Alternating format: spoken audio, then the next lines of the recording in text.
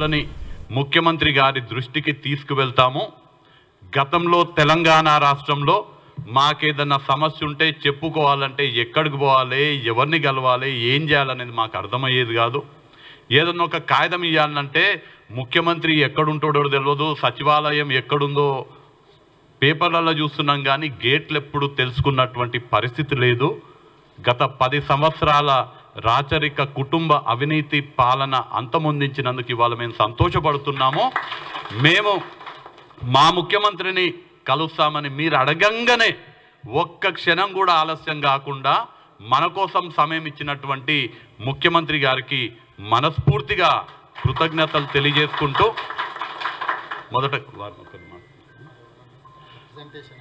మీ అందరి తరపున రాష్ట్ర కన్వీనర్ అయినటువంటి రాములు గారిని ముఖ్యమంత్రి గారికి రిప్రజెంటేషన్ ఇవ్వాల్సిందిగా విజ్ఞప్తి చేస్తున్నాను.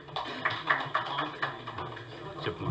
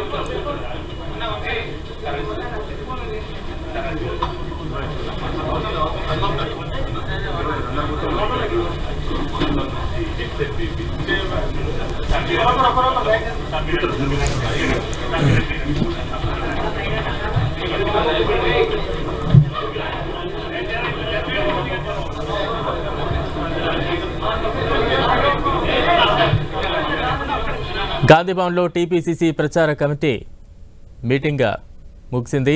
ప్రస్తుతం రేవంత్ రెడ్డి మాట్లాడే అవకాశం కనిపిస్తోంది. అయితే పలువురు నేతలు రేవంత్ రెడ్డిని కలిసి చిరు సత్కారం చేస్తూ ఉన్నారు, పుష్పగుచ్చాలు అందిస్తూ ఉన్నారు.